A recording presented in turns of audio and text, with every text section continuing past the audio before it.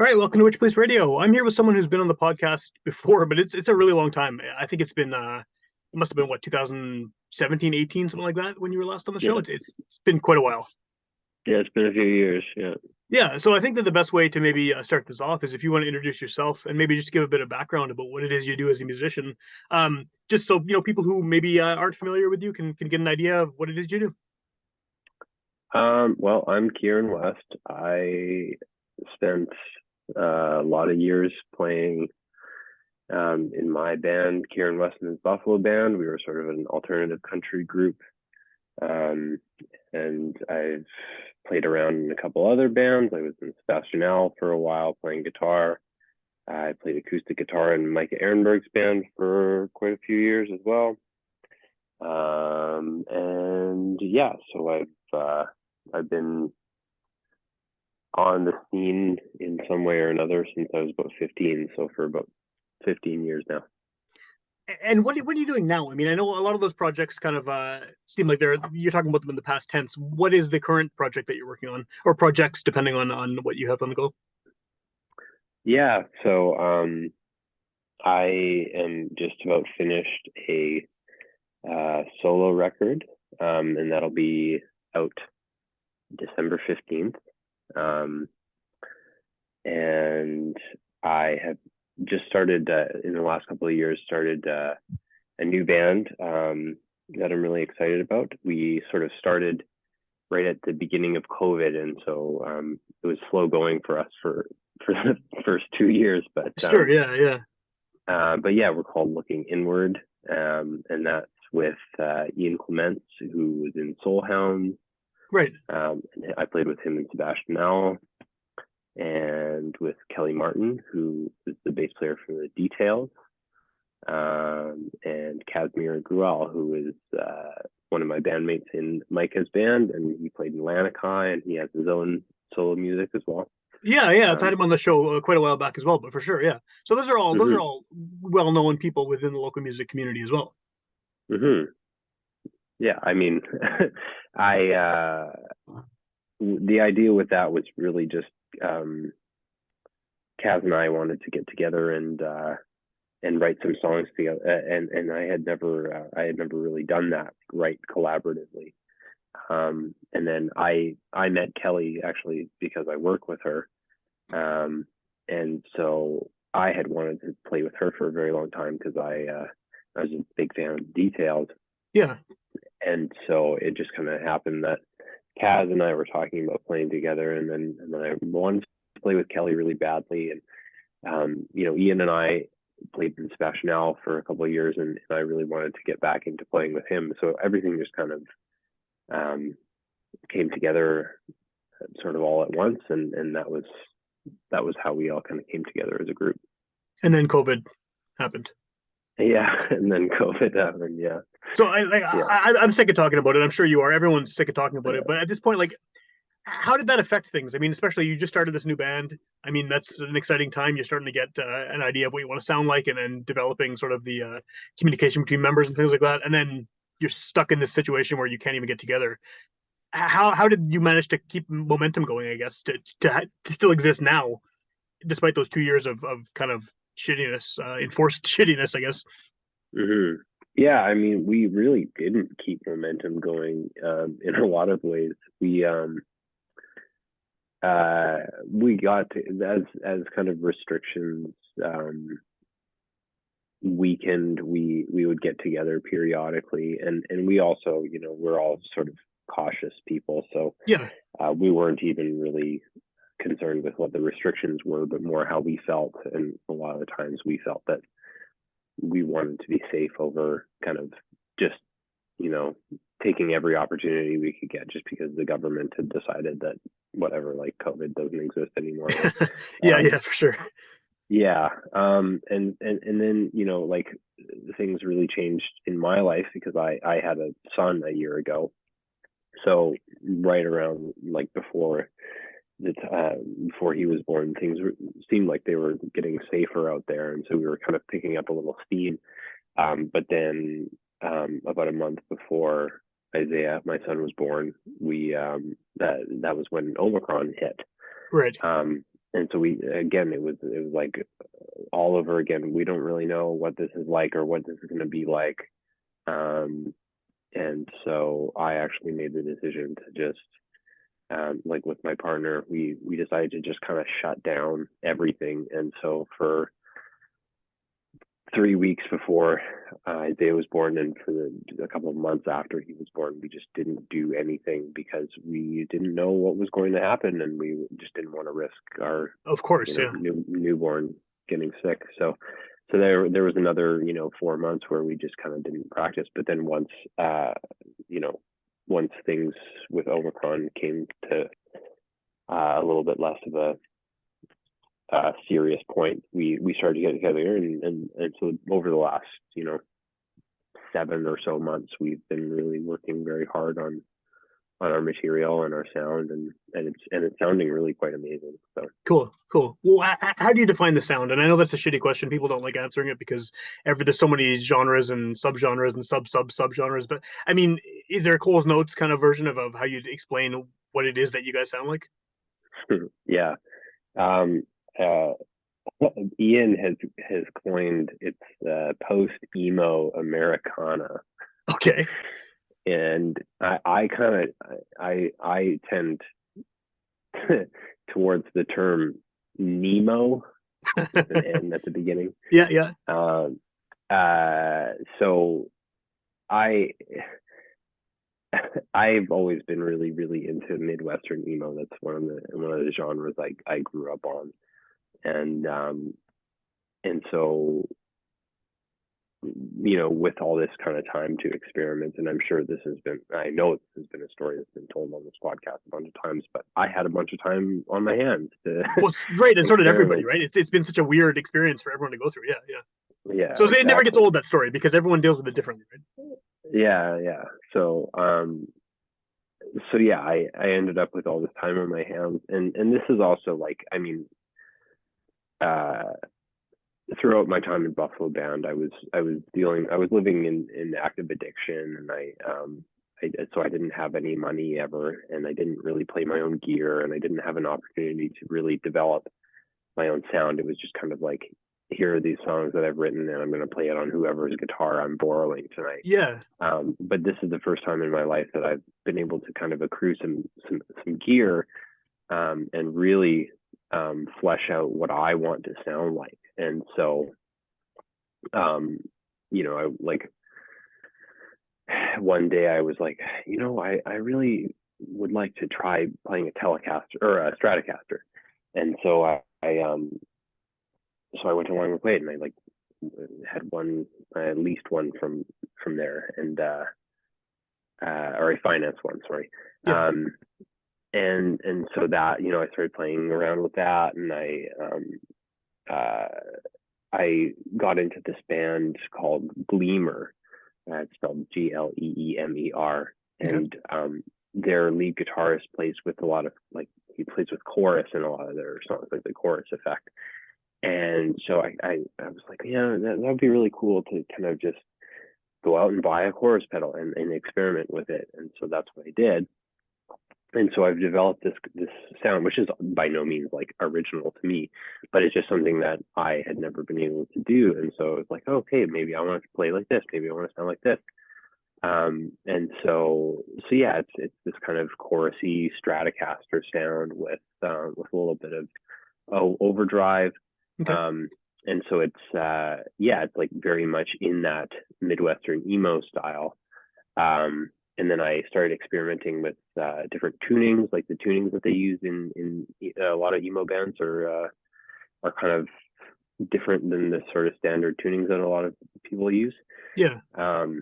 And so yeah, just a lot of experimentation with that, and with just kind of trying to be more vulnerable with my words. And then just also the influence of like having Kaz around, and yeah, just even the environment of like Buffalo Band was always like a band to me, but it was like I kind of had a lot of the say of what happened, Right. even though like musically it was very much shaped by what everyone else did.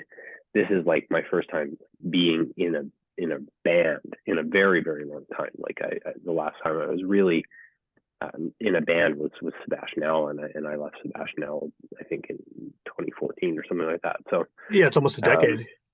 yeah, so it's this kind of combination of experimenting with these kind of emo uh, sounds on the guitar. Kelly has this background with the Details, which is kind of an emo pop band, Yeah, um, and then yeah, and then just kind of Casimir has this really wonderful ability to kind of fit into anywhere, as does Ian, and but like my songs are still kind of quintessentially Americana and folky in essence. okay, So I'm not writing with a lot of like changes in pace or things like that that happen in emo. Like there's a lot of kind of complex song structures and stuff sure, like that. yeah, yeah. We're not really doing anything like that as of now. But yeah, there's still very simple songs, but they're played with more of a complex background, I suppose. Well, it's an interesting combination of two things too. I mean, because well, first of all, I think emo is having a moment again, which is kind of cool. After kind of a long time of being pretty much crapped on by a lot of people as a genre for at least a decade and a half or so. It's finally people are starting to realize that there was actually a lot of really good stuff that came out of, Mhm. and that emo was more than just this one trend, right? And they had this long history, and some of these great bands that came out of hardcore and post hardcore and all this stuff that led to the trend that everyone hates. But you know what I mean? Like Yeah, it seems like there's a generation of kids who grew up on emo who are now, fully adults and doing their own thing, and those influences are a lot more pronounced, I think, because people are proud of it rather than having this kind of, oh yeah, maybe I listen to it, but I don't want to tell anyone, right? yeah. I mean, we've always us elder emos. We've always been here. We're just finally having our day in the sun. Yeah, no, there's I really wasn't actually aware of the sort of new trend in emo until kind of recently. And Spotify, with all of its problems, is actually really helpful to me as a listener because it's helped me find a lot of music that I really love. Cool. Bands like Gleamer, who they've released a new record this year, and a band that actually just released a new record, I think last week, called Arm's Length, which is one of my new favorite bands. They're just incredible. But very much this kind of tradition of that sort of second wave of emo in the 90s with like the Promise Ring and bands of Yeah. that sort of nature. Yeah, so it's very exciting that there's a lot of new bands that are making music that bring me back to being 16 and angry. Do you think that that's the appeal of it? Is just the way it's very obviously taps into those kind of teen angst emotions, and not in a like a dismissive way. Like obviously a lot of these bands have done something, whether it's musically, lyrically, or both, that has really like it touches something in a teenage kid going through some of those emotions, and it sticks with them, right? I mean, you wouldn't be still into this kind of stuff if some of those bands you listened to as a teenager didn't have that kind of impact on you. Is that what it is that's making this sort of still be a thing or be a thing again, is just that ability to kind of focus on those feelings that everyone's going through? Yeah, I think that's why certain music has this kind of evergreen quality to it, right? Like that's why people still listen to Hank Williams, right? Like Totally, yeah. because it's like it's like primal, it just speaks to something that's very deep within us, and it hits on all these valves that we often keep hidden, but when we're alone in the car, we can turn up that Captain Jazz to 10 and scream about Van Gogh, and it's yeah, I mean that, and I can't speak for anyone else, I suppose, Of course, but I yeah. think for me that's what keeps me coming back to music like that, is just how it makes me feel. Yeah. It makes me feel like I'm not alone, you know. Is that the same feeling that you would have had when you first heard that kind of stuff, or has it grown with you? Like, has that kind of the way that you relate to those feelings, has that changed as you've changed as a listener, as a musician, as a human being? Um, I would say yes to both of those things. So, um, it, like that, when I was a kid, I grew up with this kind of chip on my shoulder, and I really kind of rejected my peers in school, and I didn't want to be one of them, and I didn't want to be like other people, and in a lot of ways I just naturally wasn't like other people, um but I did feel alone, and so when you turn on a band like my number one favorite band of all time is Alexis on Fire, and so when I listened to them as a kid, Yeah. it was very much like, I'm alone in my high school, but all across this country are scattered people like me.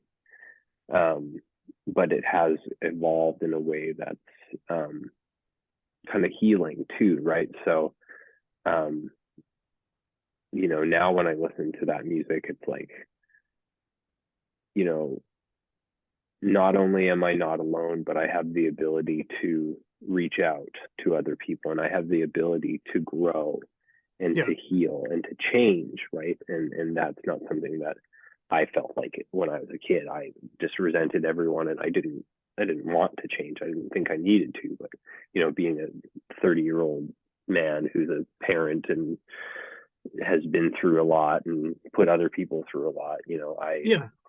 I've now grown, and yeah, I think that especially bands like Alexis on Fire that are still around, their understanding of their own music has clearly changed, especially with their new record. Well, So and they're yeah, they're probably a decade older than you as well, right? So, or more. So they've kind of yeah. gone through it multiple times at this point, and they're back and then getting a lot of popularity again, which is kind of cool to see after Hmm. all these years too. So yeah, it makes sense.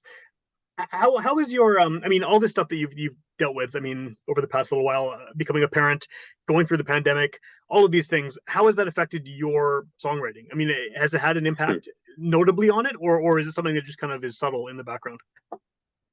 No, it's super in the forefront. I Right around the time that Isaiah was born, it was when Dashboard Confessional's new album came out. I Okay. don't know if you've heard it, but it is I it haven't is heard it, no, like, but I knew there was one. Yeah. yeah, it's like it's like, I'm a dad now and I'm okay now record. Okay.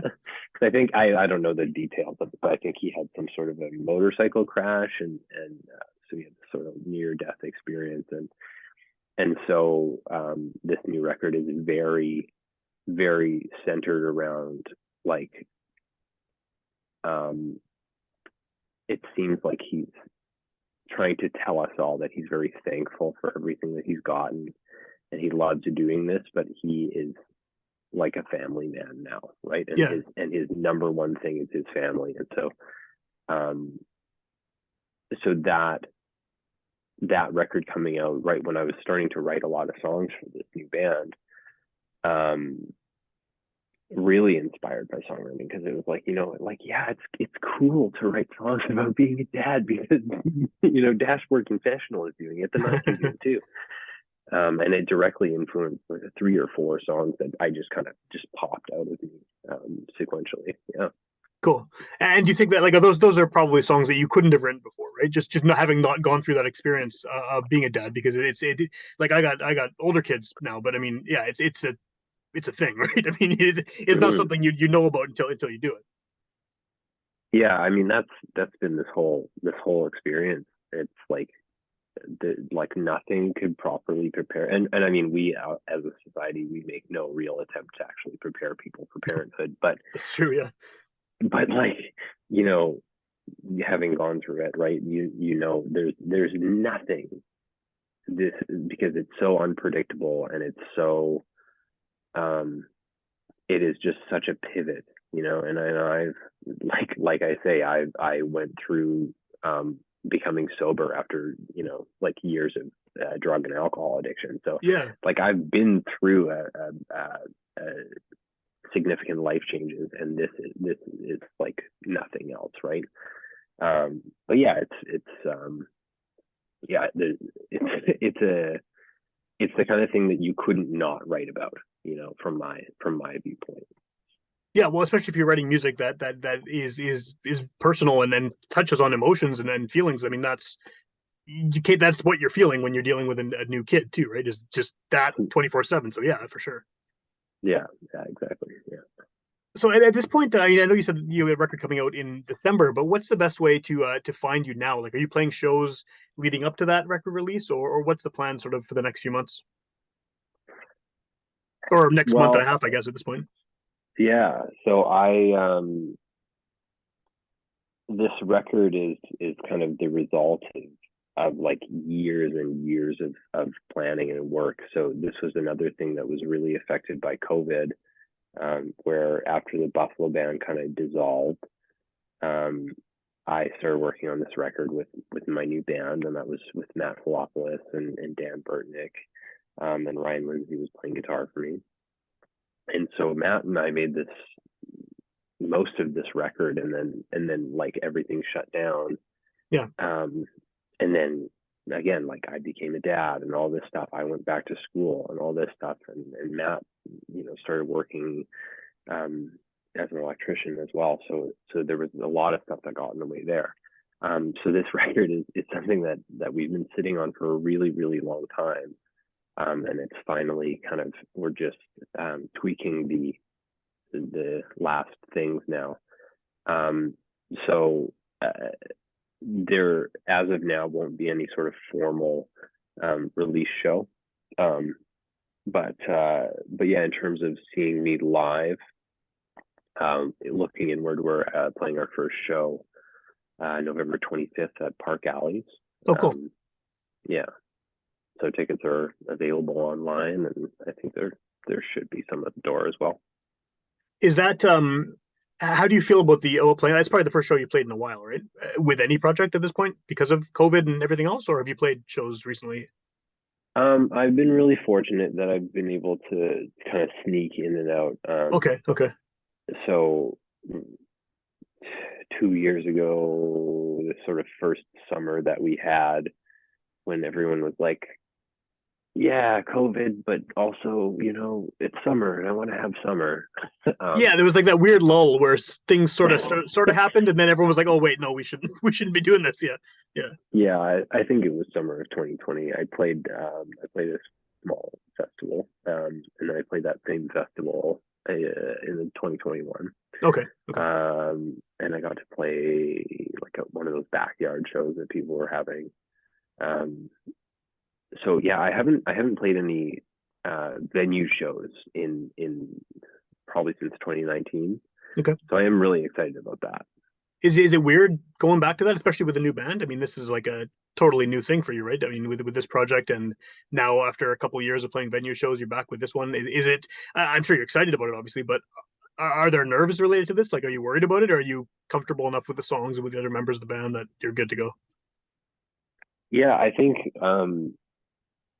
because I've totally shifted um, my view of what it means to be a musician for myself.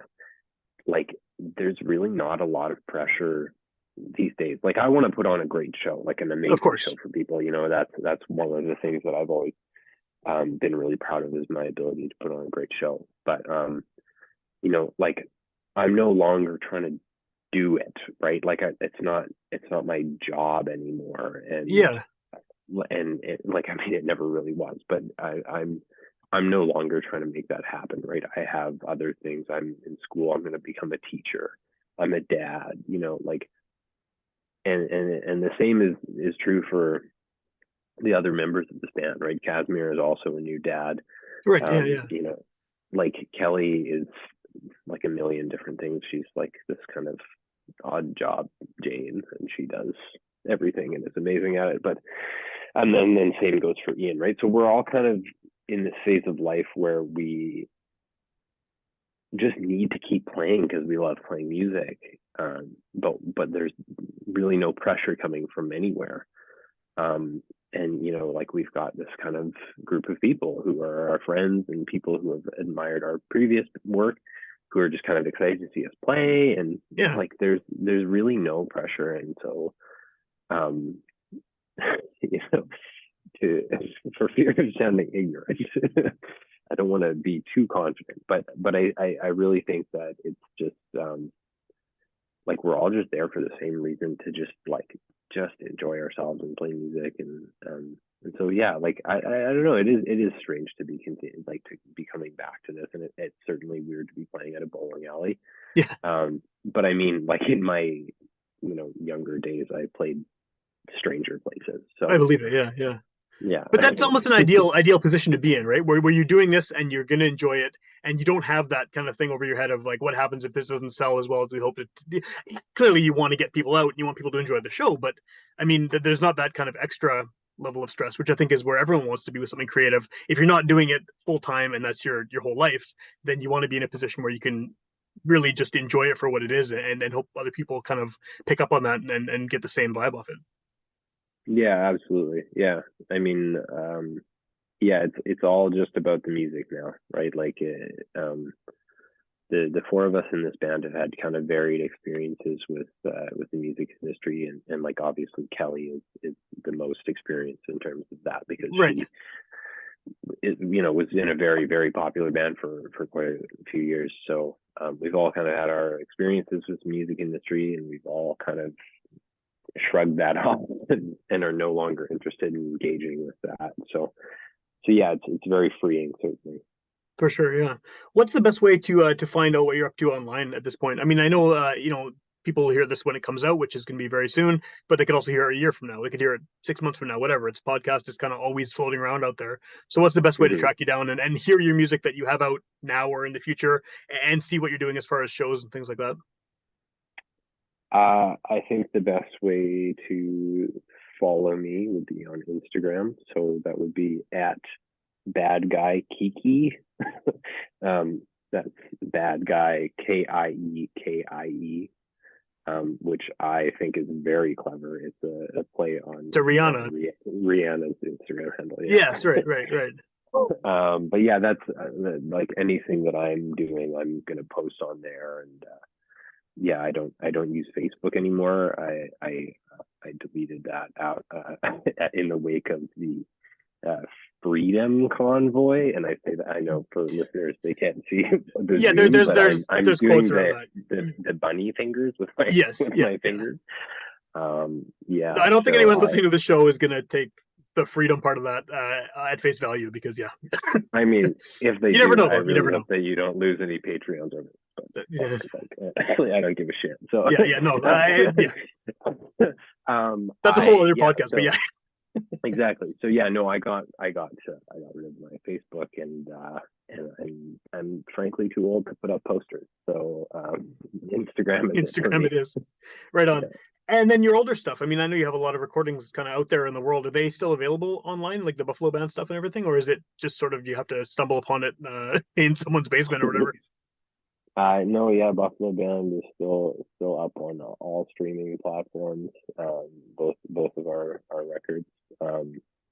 Like they're sort of like again, for listeners who don't like know me or know what I look like, I have quite a few tattoos on my arms and other places, and Yeah, so it's kind of like in the jailhouse style. Of just kind of like patchwork, and people will always ask me, oh, like, aren't you gonna maybe regret this one day? And it's like, well, no, this is sort of a snapshot of where I was at a certain time in life. And so those Buffalo Band records, although they're very um you know rough around the edges, um they'll stay up there because they're part of who I am, and they're I'm proud of that work that we did. awesome.